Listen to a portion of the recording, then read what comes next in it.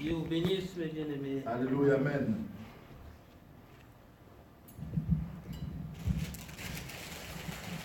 Vous êtes le béni de Dieu. Amen. J'ai pas entendu l'amen. C'est le sommeil, c'est la fatigue ou quoi? Amen. Dieu se souviendra de tout ce que vous faites pour lui.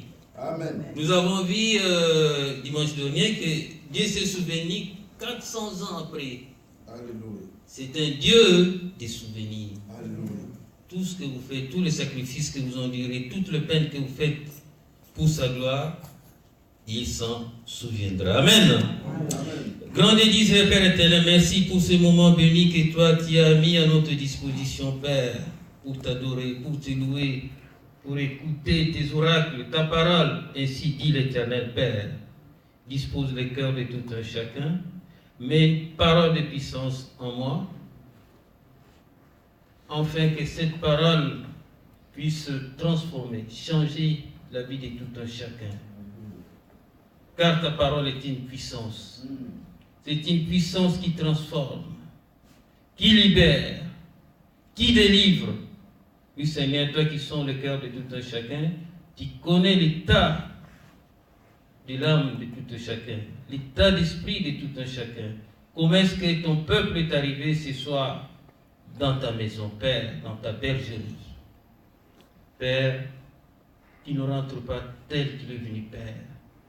Certains sont venus fatigués, malades, déprimés, compressés, abattus. Que tu le relèves, Père. Là où il y a la maladie, Père, que tu fasses pénétrer la guérison, Père. Que tu relèves ceux qui sont abattus, Père. Père, dispose le cœur de tout un chacun, fertilise le cœur de tout un chacun, afin que cette parole qui sera libérée tombe sur une terre fertile. Amen. Je me lève contre tous qui ne te donnent pas gloire en ce lieu, en ce moment, au nom puissant de Jésus. Amen. Amen. Alors ce soir plutôt, nous allons parler d'un psaume. Souvent, les hommes de Dieu n'ont pas l'habitude de prêcher sur le psaume ou sur le proverbe. Comme certains hommes de Dieu qui ne prêchent pas sur l'Ancien Testament. Parce qu'ils se disent que moi je suis chrétien, ils prêchent que sur le Nouveau Testament. Et pourtant la Bible c'est l'Ancien Testament et le Nouveau Testament. Dieu nous dit qu'il ne faut ni enlever ni ajouter. Amen. Amen. Alors ce soir plutôt nous allons parler du psaume 23 que tout le monde connaît. Moi personnellement, lorsque j'avais l'âge de mon fils ici, à Kinshasa au Congo, lorsqu'on faisait ce qu'on appelle l'équivalent de l'école biblique ici, c'est qu'on faisait les cours de religion. Alors, on nous a pris 2 textes bibliques que je connais jusqu'à présent, par cœur. Dieu ne m'a pas fait cette grâce de retenir le verset, comme d'autres. Dès qu'on donne un verset, l'Éternel est mon berger, automatiquement il donne les coordonnées. Moi, il faut que je cherche. Mais ces 2 textes-là, je les connais par cœur. Parce que c'était des récitations. Le premier, c'était la prière, notre Père qui est au ciel. Et le deuxième, c'était le psaume 23. Alors, nous allons lire cette psaume. Puisque cette ce texte n'est autre que une prière de confiance, une prière de foi. Nous allons nous lever, nous allons lire ces textes. Ceux qui les connaissent vont le réciter. D'autres vont le chanter. D'autres vont le lire. 1, 2, 3. L'Éternel est mon berger. Je ne manquerai de rien. Il me fait reposer dans les verts pâturages. Il me dirige près des eaux paisibles. Il restaure mon âme. Il me conduit dans les sentiers de la justice à cause de son nom.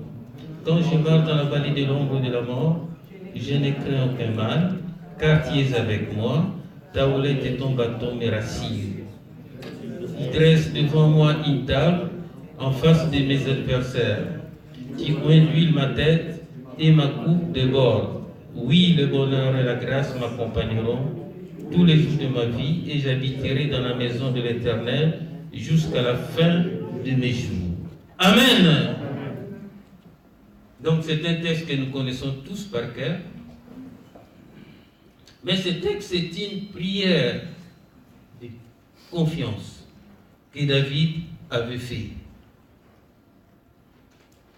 Alors David lui-même, pour comprendre ce texte, David lui-même, il était berger. Donc il connaît ce que c'est le métier de berger. Il connaît les rouages du métier de berger. Un métier qui n'est pas facile. C'est un métier dur, difficile, voire dangereux ou risqué. Il a appris à combattre contre les animaux prédateurs, les lions, les loups, les chacals, pour défendre et protéger ses brebis. L'office du berger n'est pas du tout repos. Il comporte des fatigues et des dangers et nécessite, durant les jours, de faire face au soleil et la nuit de faire face au froid. De plus, il avait à compter avec les ennemis de son troupeau, de ses brebis, toutes sortes d'ennemis qui pouvaient assaillir son troupeau à tout instant. Les loups, les chacals que j'ai cités. Il avait d'autre part également, il était là pour défendre contre les pillards qui venaient pour piller. On voit aussi actuellement des gens qui pillent des rhinocéros pour des ivoires et tout. Alors David s'est inspiré de sa propre expérience en tant que berger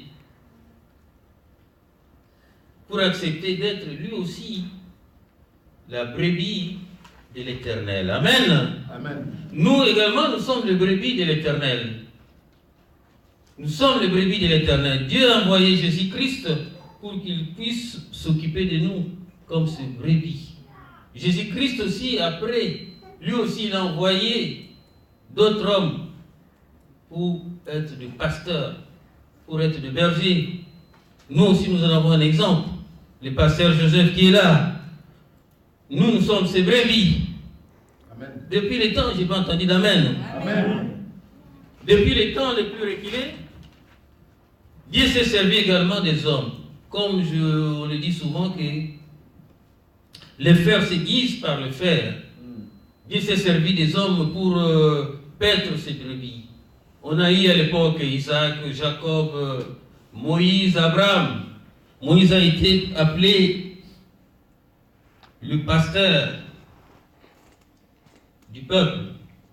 Il y a eu aussi David. Alors, le thème de mon message était tout simplement ne quittez pas la bergerie. Ou alors que Jésus-Christ soit votre berger. Alors si nous lisons ce texte, nous voyons qu'il y a une révélation dans ce texte. L'Éternel est mon berger. Souligné berger, souligné éternel. Donc nous avons un berger qui n'est pas n'importe qui. Mais il est éternel. Il est l'Éternel. Il est le Dieu tout-puissant. À l'époque où nous étions, la Bible nous dit, nous étions errants. Chacun allait de son côté. On manquait de guide, on manquait de berger. Mais Dieu, par sa miséricorde, Dieu, par son amour, nous a envoyé Jésus-Christ. Amen. J'entends pas d'amen. Amen. Jésus-Christ est notre berger.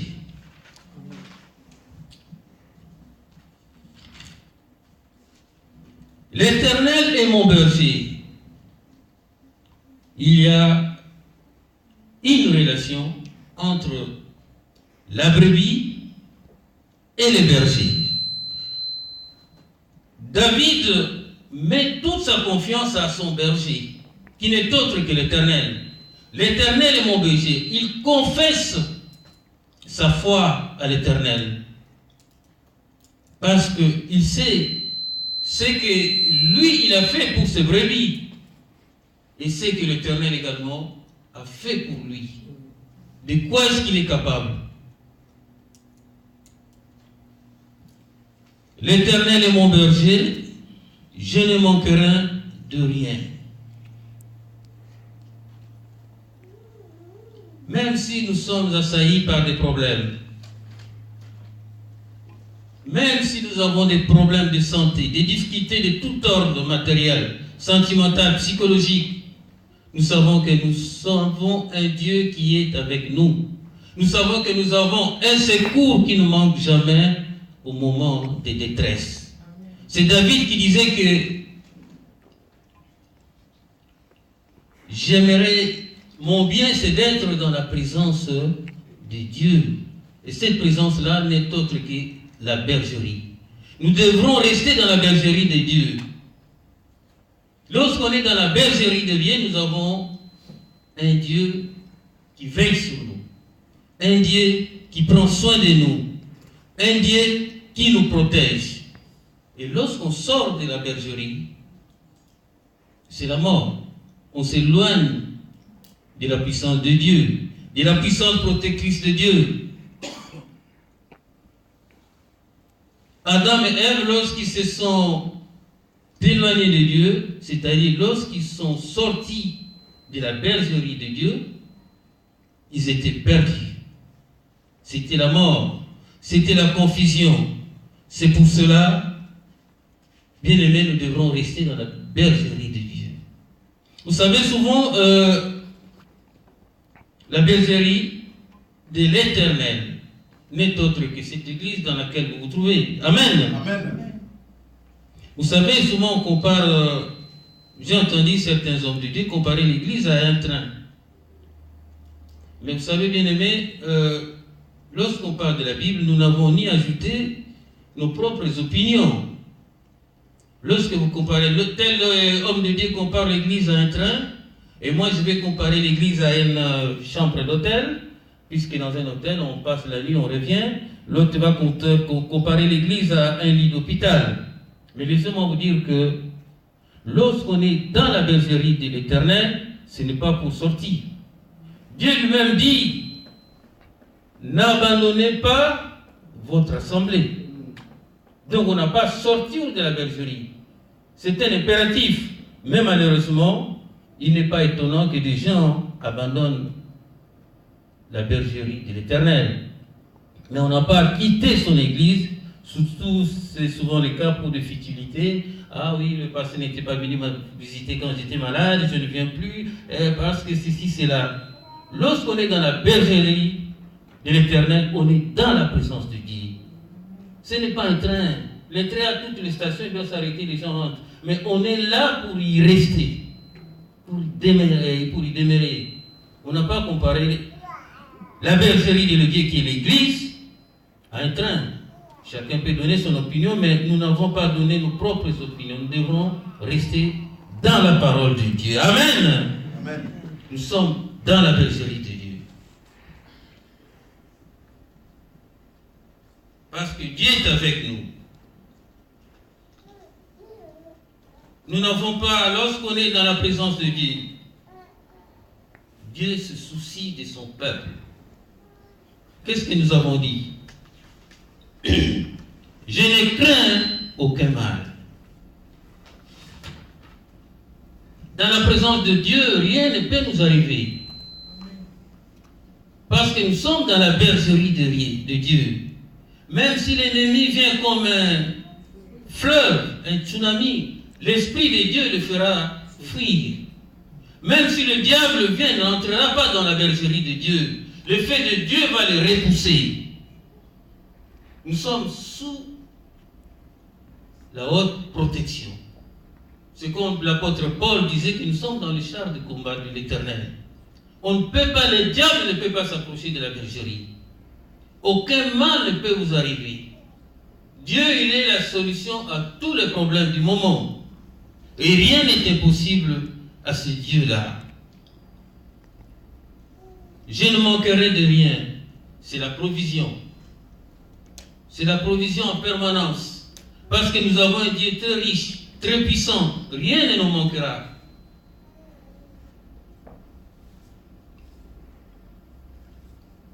Il dit, il restaure mon âme. Notre Dieu, c'est le Dieu qui restaure. Amos 9, 11. Il est le restaurateur de brèches. Ta houlette et ton bâton me rassurent.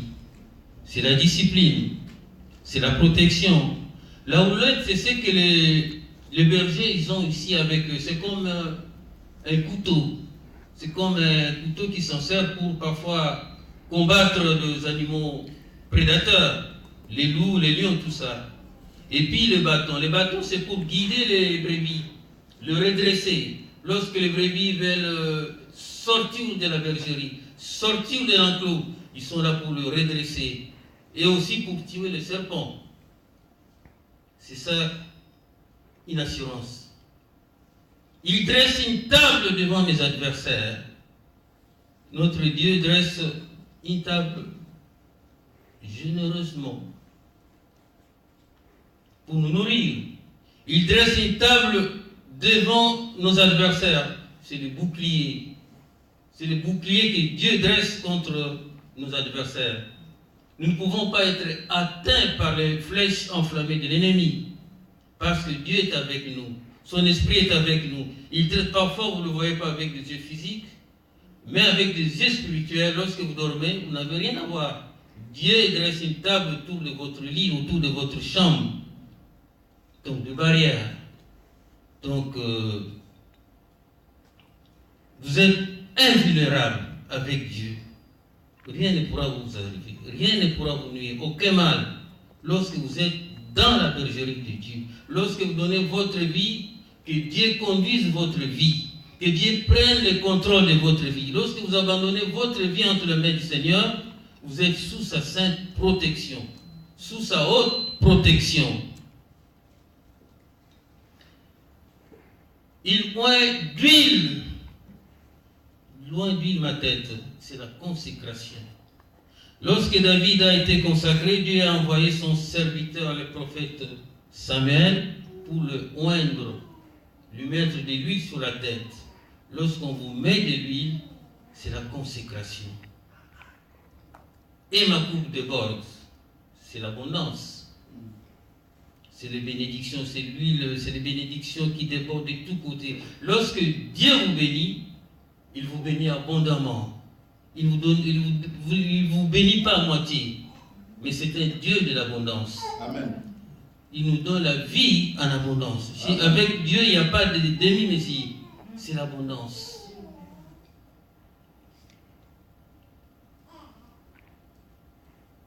On a vu encore, il me fait reposer vers pâturage. C'est le repos de l'Éternel. Avec Dieu, nous avons la paix. Avec Dieu, nous avons le repos. Vous savez, lorsqu'on est dans le désert et qu'après avoir parcouru quelques kilomètres et qu'on trouve un oasis, on soupire parce qu'on a la paix, on a le repos, on se repose. Il me dirige vers les eaux paisibles. C'est le rafraîchissement. Lorsqu'on retrouve de l'eau fraîche, on rafraîchit son cœur.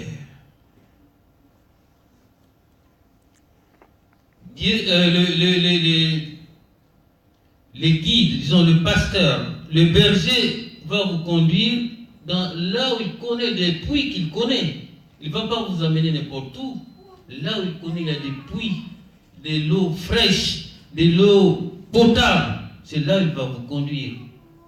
Le berger, il est là. C'est ça, pour se soucier de nous, pour notre bien-être. Il me conduit dans les sentiers de la justice. Il donne une direction à notre vie, une orientation à notre vie.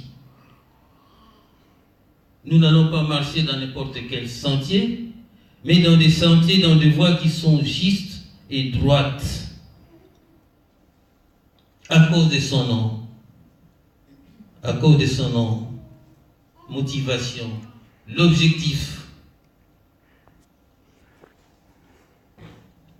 Le bonheur et la grâce m'accompagneront jusqu'à la fin de mes jours. C'est la bénédiction divine. Et j'habiterai la maison de l'Éternel jusqu'à la fin de mes jours. Le royaume des cieux la vie éternelle, le salut en Dieu.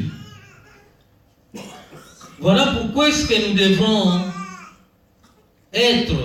faire comme David, choisir l'Éternel comme étant notre berger. Parce que lui n'est pas un homme.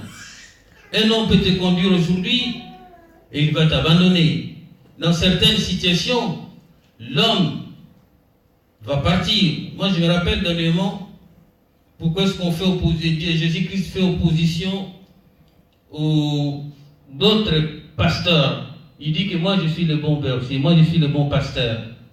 Parce qu'il fait opposition aux chefs religieux, aux pasteurs de cette époque-là, eux qui rentraient en escaladant la bergerie, mais lui qui rentrait par la porte. Lui qui disait que moi, je connais mes brebis, et mes brebis me connaissent, me suivent. Et un homme de Dieu, il a dit décemment que,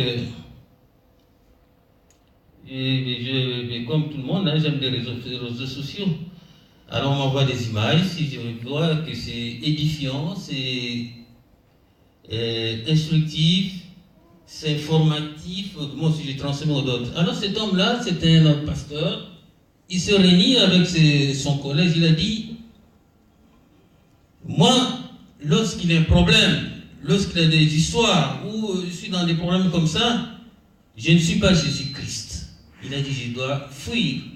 Lorsqu'on me poursuit, lorsqu'on me malmène, je dois fuir. Je crois que beaucoup ont vu cette image-là. C'est pour faire la différence entre les bons pasteurs, celui qui donne sa vie pour ses brebis. Jésus-Christ a donné sa vie pour ses brebis. Lorsqu'il manquait une brebis, lorsqu'une brebis était perdue, il abandonnait les autres pour aller chercher le reste, ceux qui sont manquants à l'appel. Mais l'humain, lorsqu'il manque une brebis plutôt, il dira, bon, mais le 99, ça me suffit. Mais lui, il avait pour mission qu'aucune de ses brebis ne se perde. C'est ce qui fait la différence entre lui et les autres bergers. C'est là où il dit que moi, je suis le bon berger. Je suis le vrai berger. Les autres ne sont que des voleurs. Les autres ne sont que... Ils sont venus que pour voler. Mais moi, je suis le vrai, le bon berger. Lui, il a donné sa vie pour nous. Donc, lorsque nous sommes dans la bergerie de l'Éternel, nous sommes en sécurité. Nous sommes sous la haute protection de Dieu. Nous ne parcourons pas de regards inquiets. David a dit, moi je fais de l'Éternel mon berger. Nous devrons faire de Jésus-Christ, faire de l'Éternel aussi notre berger. Nous devrons rester dans la bergerie et ne pas sortir de la bergerie. Ceux qui ont fait cette expérience-là de sortir dans la bergerie, ils étaient perdus. Ils sont morts. Ils sont devenus la proie du diable. Comme les brebis aussi, lorsqu'ils sortent de l'enclos, ils deviennent la proie facile des lions, des prédateurs, des chacals, des loups. Il en est de même que nous. Nous devons rester dans la bergerie. Rester dans la bergerie, tout simplement, rester dans la présence de Dieu. Amen. Je n'ai pas entendu d'amen. Merci, que Dieu te bénisse. Rester dans la bergerie, c'est rester dans la présence de Dieu. Lorsqu'on fait de l'Éternel son berger, le berger de son âme, on doit placer toute sa confiance en lui. On doit croire en lui. On doit le laisser conduire sa vie. Ainsi, tu ne manqueras de rien. Souvent, nous conduisons nous-mêmes notre vie. Nous cherchons à conduire nous-mêmes notre vie. Beaucoup ont fait cette expérience-là. Mais la Bible dit, c'est Dieu qui dirige nos pas. Amen. Nous voulons conduire nos propres vies. Nous voulons conduire notre destinée. Mais c'est Dieu qui a entre ses mains notre destinée. Ce n'est pas nous-mêmes. Et à chaque fois que nous essayons de prendre notre destinée en main, nous nous cassons la gueule. parce que nous avons pris la place de Dieu. Il est dit qu'il soit notre guide, nous, que nous soyons derrière lui, que nous le suivons derrière.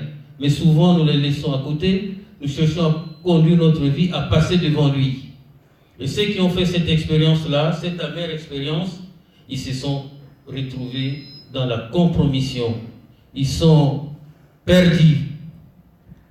Que l'Éternel soit notre berger. Amen. Et que nous ne puissions pas sortir de la bergerie. Parce que si nous sommes dans la bergerie, nous l'avons dit, aucun mal, aucun danger ne pourra nous arriver. Les loups et les lions ne pourront y entrer dans la bergerie, ni attaquer les brebis, ni les diables non plus, parce que nous sommes couverts par le sang de Jésus-Christ. Nous sommes couverts par la puissance du Saint-Esprit.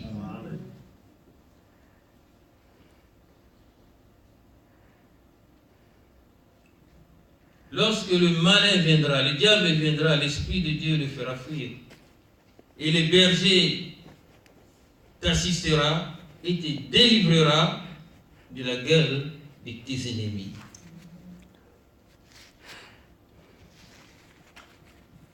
Il dresse un bouclier, donc une barrière infranchissable face à nos adversaires. Parce que nous avons un Dieu qui ne sommeille ni ne dort. Et personne ne pourra t'approcher. Une table bien gracieusement, généreusement garnie de nourriture. Rien ne nous manquera.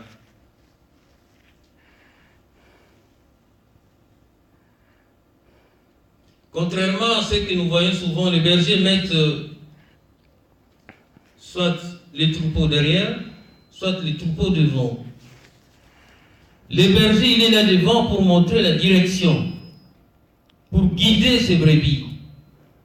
Et quand il se met derrière pour s'occuper des brebis qui sont fatiguées, qui sont malades, l'image qu'on voit souvent de Jésus-Christ en train de transporter une brebis dans ses mains.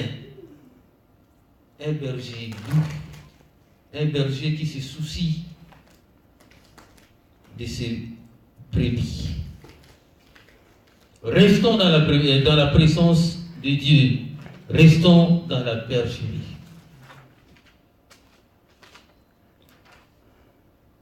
Nous devons laisser les guides, Jésus-Christ, les guides, l'Éternel, conduire notre vie. Généralement, l'homme cherche à mener une vie indépendamment de Dieu. C'est ce qu'ont fait les premiers hommes. Ils voulaient mener une vie indépendamment de Dieu. Or que Dieu nous dit, sans moi vous ne pouvez rien. Nous devons vivre attachés à Dieu. Nous devons vivre dans l'enclos de Dieu. Nous devons vivre dans la présence de Dieu. Nous devons vivre dans la bergerie de Dieu, de l'Éternel. Souvent, nous voulons mener une vie sans Dieu. Mener une vie comme bon nous semble. La Bible dit que si l'Éternel ne conduit pas ta vie, c'est que tu n'appartiens pas. Et quand tu n'appartiens pas, c'est que tu appartiens au diable. Tu es étranger à la vie de l'Éternel. Tu t'es éloigné de Dieu. Et tu sers le vent. Notre Dieu se soucie de nous. Notre Dieu prend soin de nous. Dieu travaille en tout et pour tout pour notre bien-être. Pour ceux qui l'aiment. Romains 8, 18. Dieu accorde ses soins bienveillants à tous ceux qui l'aiment, à tous ceux qui le craignent. Dieu, il est là pour veiller sur nous. Nous avons dit, quand je marche dans la vallée de l'ombre de la mort, c'est-à-dire un environnement périlleux, donc dans les épreuves, où tu peux perdre ta vie, nous sommes conscients que Jésus-Christ est là. je ne crains rien. Quand je marche dans la vallée de l'ombre de la mort, où je peux perdre ma vie, mais je ne crains rien parce que je sais que je ne suis pas seul, je suis avec Jésus-Christ. Je marche avec l'Éternel. Je mets ma confiance en Jésus-Christ. Quand nous traversons des moments difficiles, des moments de difficulté, l'Éternel veille. Il est au contrôle. Ne parcourons pas de regards inquiets.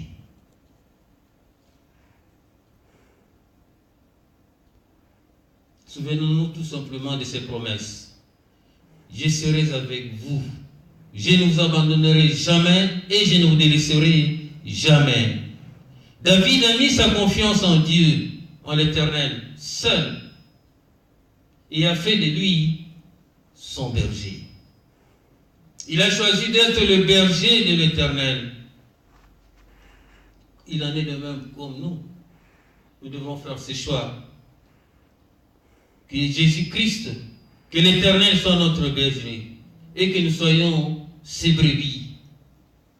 Ne mettons pas notre confiance en nous-mêmes. Ne mettons pas notre confiance aux hommes. Ceux qui mettent leur confiance aux hommes, ils sont déçus. Les hommes vont vous décevoir, mais Dieu ne vous décevra jamais.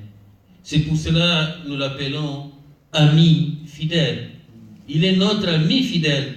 Mais nous les humains ne sommes pas fidèles, mais lui, il est un Dieu aimant, un Dieu fidèle. Il est notre ami. Un ami, c'est celui qui aime en tout temps. Même parfois, nous le désobéissons, mais il nous aime toujours. Son amour est éternel. Voilà pourquoi nous devrons nous laisser conduire par lui. Voilà pourquoi est-ce que nous devrons vivre dans sa bergerie.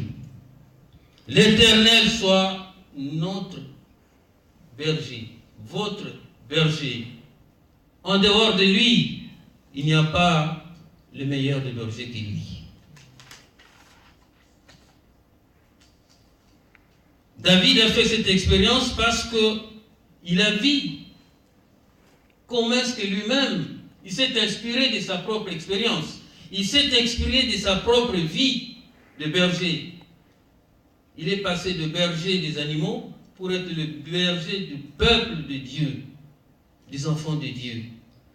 Il a vu cet amour-là qu'il avait avec ses brebis, les soins qu'il prenait avec ses brebis. Et il a dit, l'Éternel aussi sera mon berger. Amen. Et s'il est ton berger, qu'il le soit à vie, pour toujours.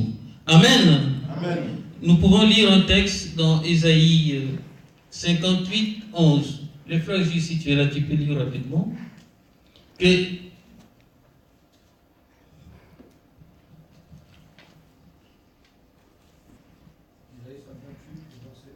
oui, s'il vous plaît.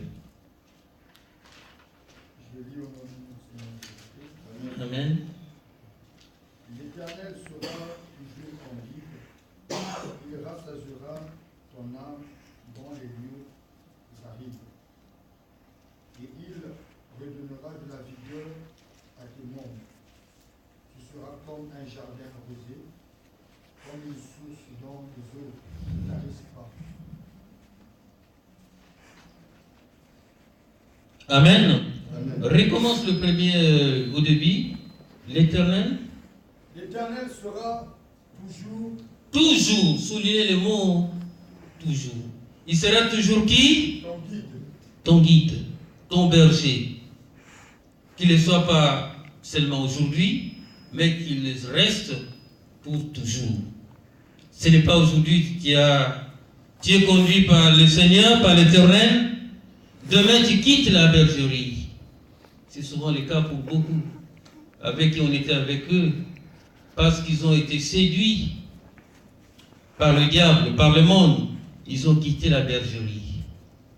Ils sont maintenant dans le désert. Ils vivent dans la confusion. Ils sont devenus étrangers à Dieu. Et pourtant, hier, ils étaient avec nous. Hier, ils priaient avec nous. Hier, ils chantaient avec nous. Hier, ils dansaient avec nous. Nous nous posons la question aujourd'hui. Qui les a refroidis? Qui les a éloignés de Dieu?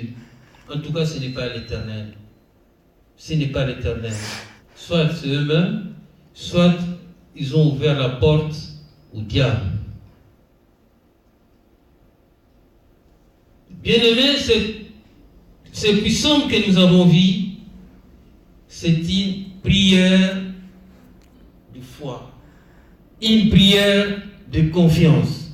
Parce que David disait, l'Éternel est mon berger. Vous devrez aussi faire cela, c'est le torse. L'Éternel est mon berger. Lorsque nous avons l'Éternel comme un berger, nous ne manquerons de rien. Nous ne manquerons de rien, parce que c'est un Dieu riche, qui se souvient de son peuple. Il a dit même les oiseaux qui ne travaillent pas, il arrive à les nourrir. Et vous, qui êtes, nous qui sommes ses enfants, qu'est-ce qu'il ne pourra pas faire pour nous? Aucun mal ne nous arrivera, parce qu'il est notre berger, parce qu'il est notre protecteur. Il a dit, vous avez de la valeur, vous êtes précieux à ses yeux. Le diable ne pourra pas nous vaincre, parce que c'est lui qui nous a appelés. Il a vaincu le diable et il a vaincu le monde. Il a mis en spectacle. Si nous avons l'Éternel comme berger, bien aimé, c'est que notre vie est garantie.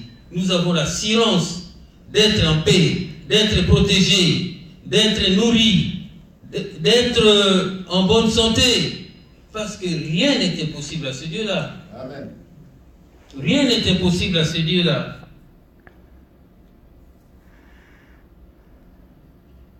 Tout ce que notre cœur désire, il est capable de nous le donner. Il dresse une table généreusement, bien garnie, de nourriture, de repas. Nous ne sommes pas n'importe qui. Souvent, nous nous sous-estimons. Mais lisez ce psaume. Mets ta confiance en ce Dieu-là et vous verrez que Dieu agira. Amen. Amen. Il est le Dieu qui agit. Amen. Il est le Dieu qui guérit. Amen. De toute maladie, de toute infirmité. Amen. Il est le Dieu de capacité. Amen. Qu'il soit notre guide, qu'il soit notre pasteur, qu'il soit notre berger. Souvent, nous voulons conduire notre vie comme nous l'entendons, comme nous le voulons, mais souvent nous ne réussissons pas.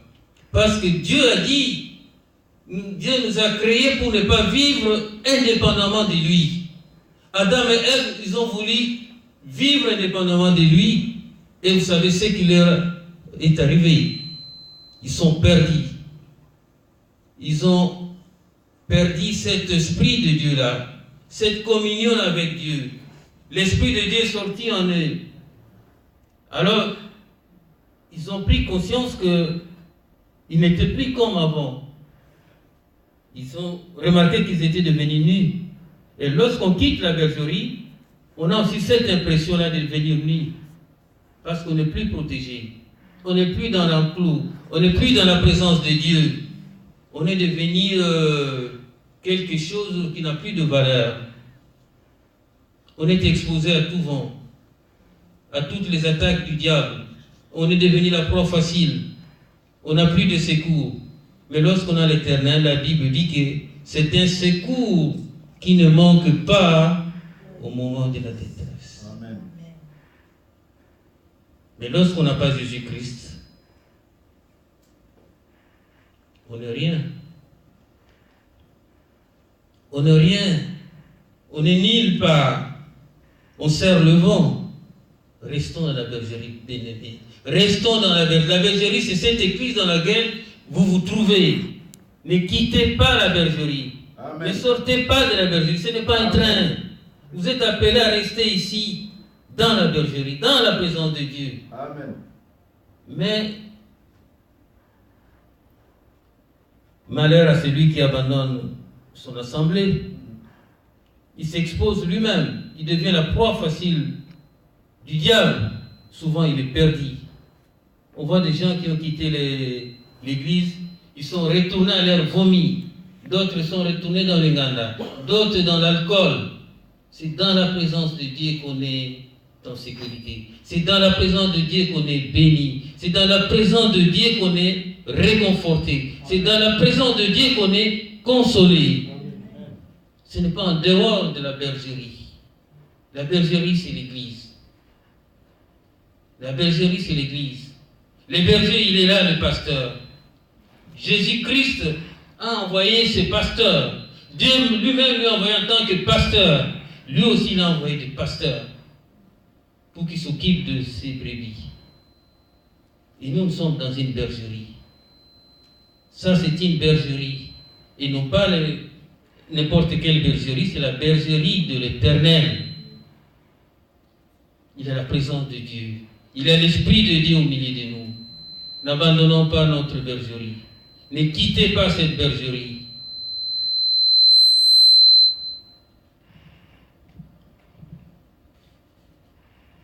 Si nous voulons vivre une vie de sanctification, c'est dans la bergerie. Parce que Dieu, dans la bergerie, il nous instruit. Il nous instruit. Et il nous conduit dans le chemin qu'il a prescrit pour nous.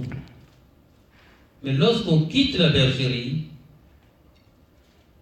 on devient plutôt la proie du diable. On devient sous l'emprise du diable. On est conduit par le diable. C'est le diable qui possède ta vie. C'est le diable qui possède ton corps. Parce que l'Esprit de Dieu n'y est plus.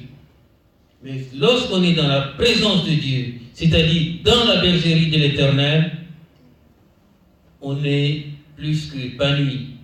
On est plus que joyeux. Il y a la joie. Il y a le bonheur. Il y a la félicité. On n'est pas troublé. On n'est pas tourmenté. Parce que l'Esprit de Dieu, l'Esprit du Seigneur est avec nous. Le diable peut venir, mais il va se retrouver en dehors de l'enclos. Il ne pourra pas y entrer. Parce que l'Esprit de Dieu va le mettre en déroute. Il dit, même si le diable vient comme un fleuve, l'Esprit de Dieu le mettra en déroute. C'est pour cela, lorsqu'on est dans la bergerie de l'Éternel, pas n'importe laquelle, mais dans la bergerie de l'Éternel, nous sommes sous la haute protection. Nous sommes sous la bénédiction de Dieu. Même quand nous marchons dans la vallée de l'ombre de la mort, dans un environnement périlleux, dans des épreuves, la main puissante de Dieu, Saoul a été son bâton nous rassure.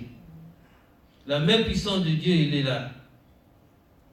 L'Esprit de Dieu, il est là. Nous n'avons rien à craindre. Aucun mal ne pourra nous atteindre. Aucune flèche enflammée de l'ennemi ne pourra nous atteindre. Parce que celui qui est avec nous, il est plus que vainqueur. Je n'ai pas entendu d'amen. Amen. Voilà, bien-aimés, ce que Dieu a mis dans mon cœur pour vous dire que restez dans la bergerie. Et non pas pour un moment, nous avons dit dans le livre d'Isaïe 58, mais pour toujours. Restez dans la bergerie, restez dans l'église. Il y a des raisons, parfois des motifs qui sont, qu'on dit, réels, sérieux. Qui peut soit le déménagement, le mariage, tout ça. Mais lorsqu'il y a des motifs de futilité, bien-aimés, je vous en supplie, restez dans l'église. Restez dans la bergerie de l'Éternel. L'église n'est autre que la bergerie de l'Éternel. C'est là où est la présence de l'Éternel, là où est la présence de Dieu. Et lorsque vous êtes dans sa présence, vous ne manquerez de rien. Dieu pourvoira. Lorsqu'Abraham voulait sacrifier son fils, Isaac, et puis il lui a posé la question, mais où sont le bois, où sont ceci, où c'est... Abraham lui a répondu, l'Éternel pourvoira. L'Éternel pourvoira. L'Éternel ne vous laissera jamais comme ça. C'est un Dieu bienveillant qui se soucie de son peuple, qui se soucie de ses brebis, qui prend soin de son peuple, qui prend soin de ses brebis. Ne limitons pas ce Dieu-là. Ne parcourons pas de regards inquiets. Nous avons un Dieu tout-puissant. Nous avons un Dieu bon. Nous avons un Dieu qui est capable de tout nous donner. Un Dieu merveilleux. Qui est capable de nous donner tout ce que notre cœur désire. Rien n'est impossible à ce Dieu-là. Bien-aimés, vous avez écouté ce message. Vous avez écouté cette parole, cette prière de confiance. Appropriez-vous de ce message. Appropriez-vous de cette parole qui vous la serrez dans votre cœur. Comme l'a dit lui-même le rédacteur de ce psaume, David. Voilà ce que j'avais à vous dire comme exhortation. Vraiment, ma prière est que vous demeurez dans la bergerie de l'Éternel. Je n'ai pas entendu d'amen. Amen. Que vous demeurez dans la bergerie de l'Éternel et pour toujours. Amen. Jusqu'à la fin des temps. Jusque lui-même viendra vous enlever. Lorsqu'il viendra vous chercher dans la bergerie. Lorsque le Seigneur viendra chercher ses brebis doivent être dans l'enclos, dans la bergerie. Et non pas ceux qui sont en dehors de l'enclos. Cela ne lui appartient pas. Restons dans la bergerie de l'Éternel. Je précise bien, pas n'importe quelle bergerie. Il y a aussi la bergerie du Satan. Vous entendez les gens qui le revendiquent haut et fort. Moi, je suis sataniste. On les entend. Eux, ceux-là, ils se trouvent dans la bergerie du Satan. Mais nous sommes un peuple mis à part. Et Dieu nous a attirés. Si nous sommes dans la bergerie, ce n'est pas par notre force. Dieu nous a attirés dans sa présence, dans la bergerie. C'est pour cela, n'abandonnez pas, ne quittez pas la bergerie de l'Éternel. Que Dieu vous bénisse.